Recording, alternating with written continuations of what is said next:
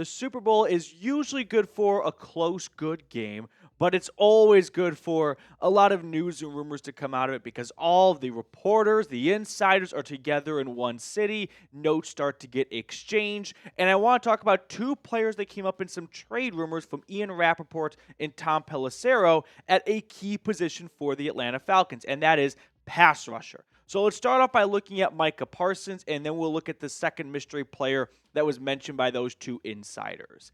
Parsons' name has come up a few-ish times, and I think there is some truth to he might be wearing a little bit thin with the organization, but he's still unbelievable. He missed a little bit of time this season, and despite that, 12 sacks, 12 tackles for loss. So we all know Parsons is a top 5, guaranteed top 10 pass rusher in football. But when I was looking for the story that I saw yesterday afternoon, this morning, when putting together this video, I just Googled Micah Parsons trade rumors, and the first thing that popped up was actually the Dallas Cowboys' very own team website talking about the trade rumors themselves, which you hardly ever see a team discuss trade rumors on their own website. They usually keep it pretty dry and pretty vanilla. But I really laughed at this because I want to share with you guys. Both sides have been hell-bent on making it known the plan is to remain married for the foreseeable future. But that didn't stop social media from attaching its engagement to speculation surrounding the possibility of the Cowboys trading their all-world pass rusher.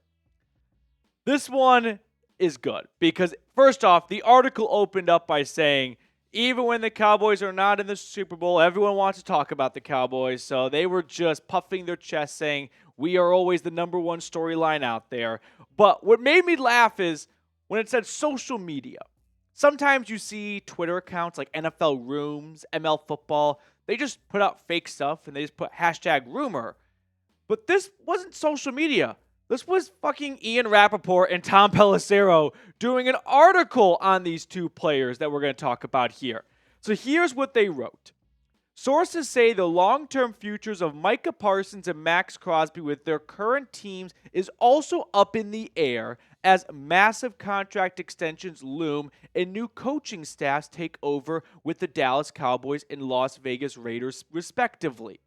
I, for one, am willing to dig deeper and read more and listen to what Tom Pelissero and Ian Rapoport have to say when it comes to trade rumors. I don't think they belong under the umbrella of social media ran with this story. No, two NFL insiders from NFL Network put this out there. I think it's a tier above Twitter rumors, don't you? But the Cowboys tried to water it down and downplay it and just hope that no one would do their own research on which social media meant. Bad news for them, it's my job to do the digging and the research, so that's exactly what I did. Here's what Pelissero and Rapoport had to say about Parsons, though. Normally open with his opinions, the Cowboys' 25-year-old superstar hasn't said much of anything about the team's promotion of Brian Schottenheimer after a surprising parting of ways with head coach Mike McCarthy, a move Parsons called devastating. While there have been no trade talks, sources say there have at least been some internal discussions about whether to pay Parsons or trade him for a king's ransom. This does sound a little bit like a reach because even Pelissero and Rapoport say while there have been no trade talks, there have been some internal discussions. So they probably just got a text message, maybe got a coffee with someone working with the Cowboys who I don't think was leaking stuff to be a mole or a rat, but just exchanging information, right? They give them something they know in exchange for something they know. And I would not be blown away if the Cowboys had a discussion of Micah wants to make $35 million. That's the highest paid edge rusher in football. We've got some maturity concerns with Parsons because he's very public with his opinions, and they may not feel like that's a great person to invest $35 million into. It doesn't mean they won't do it, but they may not be gung-ho about it. And if you're the Atlanta Falcons, you should be gung-ho about it, because even if there are some rocky waters when it comes to Parsons and his off-the-field online antics, I don't give a shit. 12 sacks. This team finished 31st in sacks. I'm willing to make a deal with not quite the devil. That seems to be a bit of an exaggeration, but maybe the devil's really cool brother-in-law if it means you get Micah Parsons in Atlanta. So if he were to truly be available, would you make a move for the Cowboys' star pass rusher? Scroll on down. Let me know yes or no. If you want to play devil's advocate, he was taken 11th overall. Atlanta's picking 15th. It's a really good pass rushing class. There should be some level of hope that you could find a good pass rusher at 15, given where Parsons went, but it's difficult to guarantee something like that in the ultimate crapshoot, that is the NFL draft. If you're not quite on board, and listen, I'm not going to say you're an idiot for that, but I am, because I'm looking at the numbers here, and I see a player that, since they have entered the NFL in 2021, look at where they rank. 5th in total sacks, tied for 5th in tackles for loss, 2nd in pressures. There is no one on the Atlanta Falcons roster in the last decade almost that sniffs this type of production. And this is over a long period of time, not a one-hit wonder like Vic Beasley. So yeah, Atlanta should be inquiring about Parsons.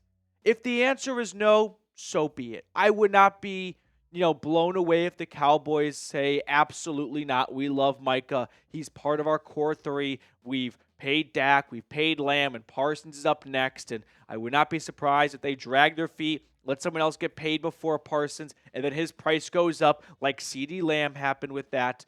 But yeah, they should absolutely, the Atlanta Falcons should absolutely at least make a phone call, organize a Zoom. Handwritten letters go a long way.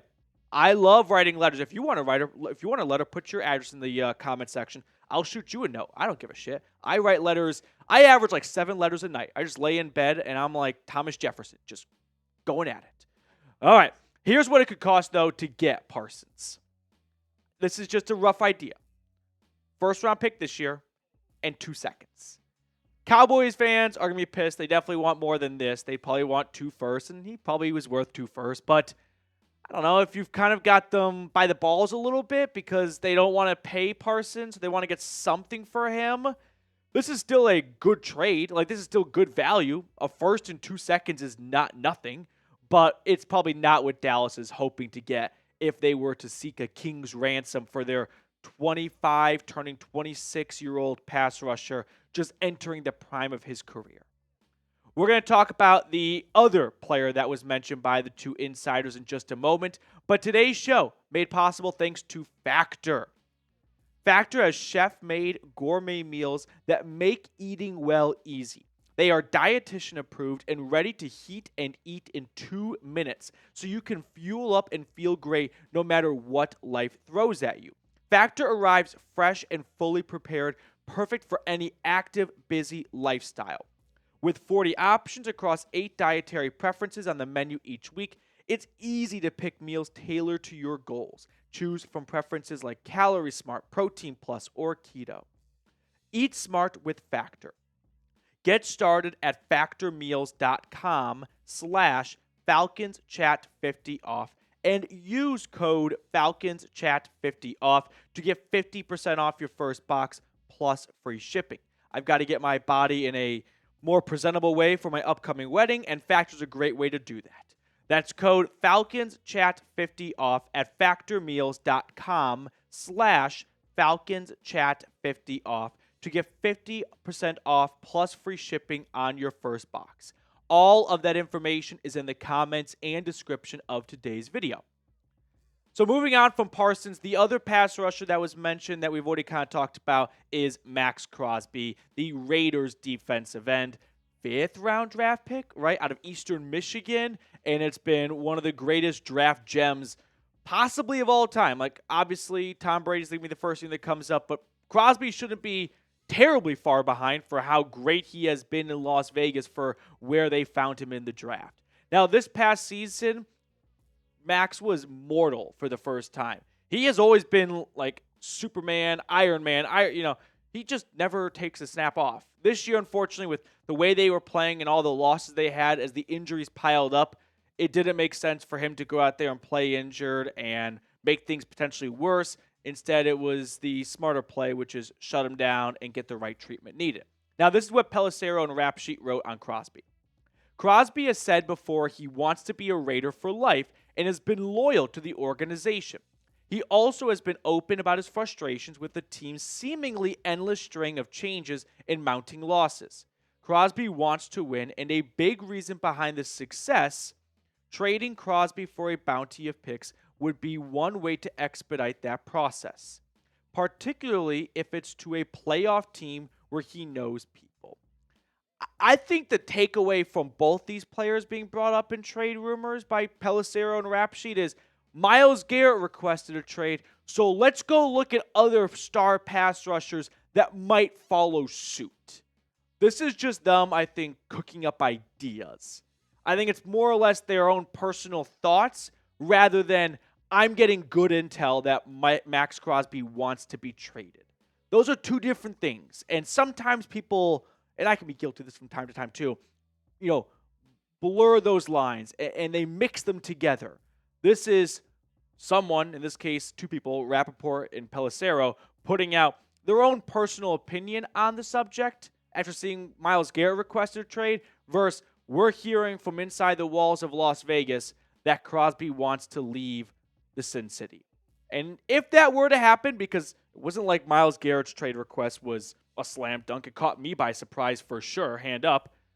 Again, similar for Parsons, it's a no-brainer. Look at the numbers he's put up the last couple of years. Since entering the league in 2019, he is 5th in sacks, 1st in tackles for loss, in pressures, and then I did snaps by defensive linemen.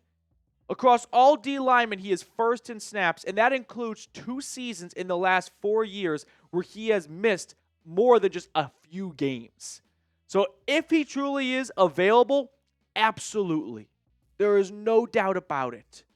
Both these players would require brand new big fat contract extensions, but you've got a rookie quarterback. Take advantage of him on a rookie deal. And don't tell me, well, you got Kirk Cousins for this year. That's perfectly fine. Both these guys have contracts for this year. We're talking about money that kicks in 2026 and beyond. You can absolutely make it happen. Do not let NFL owners putting out propaganda that they can't pay all these players. The Philadelphia Eagles just won the Super Bowl, and I'm going to say Jalen Hurts, Devontae Smith, A.J. Brown, Saquon Barkley, right tackle, I'm blanking on his name. Thank you, Lane Johnson. They have a lot of guys making $10+ million is the point I'm trying to get across here.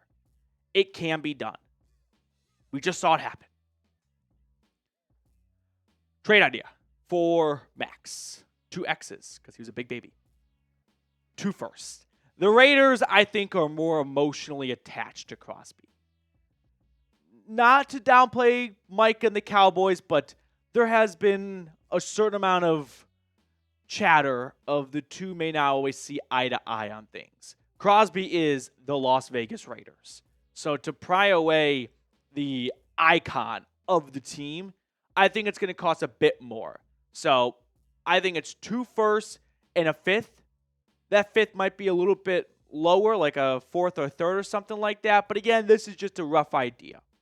So to wrap up today's episode, if you had to pick one of these 2 players, let me know in the comment section who it would be. I'm going to give you my preference in just a moment, but I want you guys to be the host for a second. Scroll on down and type the jersey number for the player you want Atlanta to pursue. There's pros and cons here, right? Parsons is a little bit younger. He's not as younger or much younger than you think. He's like 18 months younger, so not a major difference in my opinion. But he's also a little bit of a drama queen. I wouldn't say runs his mouth, but he hops on podcasts all the time and he says things that I don't think the Dallas Cowboys ownership would prefer that he shares. And there's lots of examples of that. Crosby, on the other hand, is 27, so a little bit older, but not by a lot. He's also got $44 million remaining on his deal, whereas Parsons has 1 year. It's a fully guaranteed fifth-year option. So Maxx would be the more expensive contract to acquire, but both players would get similar second or third contracts. My preference would be Maxx Crosby. I think this Falcons defense needs a leader up front. It's been a revolving door at that spot. If I really think about the true leaders and captains on this team, defensively, 2 names come to mind. Grady Jarrett and Jesse Bates. Grady Jarrett might only have 1 more season left with Atlanta. Would not be a bad time to bring in a new, true, vocal leader that lives and dies by the team he is on. I think the Falcons could really benefit from having someone like that in their locker room.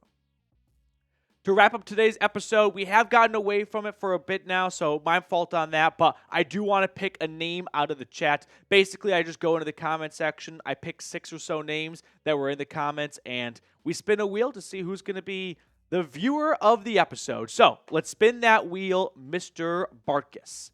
Who's it going to be? I'm going to Vegas for a bachelor party in 2 weeks, so red or black. I'm team black. Yeah. We've got the winner is Greg ATL. That makes more sense. I was going to say Gregadel. No, Greg ATL. Greg, thank you for watching and for commenting on our content. Greatly appreciate the interaction and the support you show the channel. Same goes for everyone else that likes, subscribed, and comments on all of our content as well. So if you want to be a part of a future wheel spin, make sure to be a frequent commenter down below. That way we can get you on the wheel. So let's end the video with a little 2-clap action for Greg. Mr. Greg, 1, 2. I will see you guys tomorrow with more on your Dirty Birds.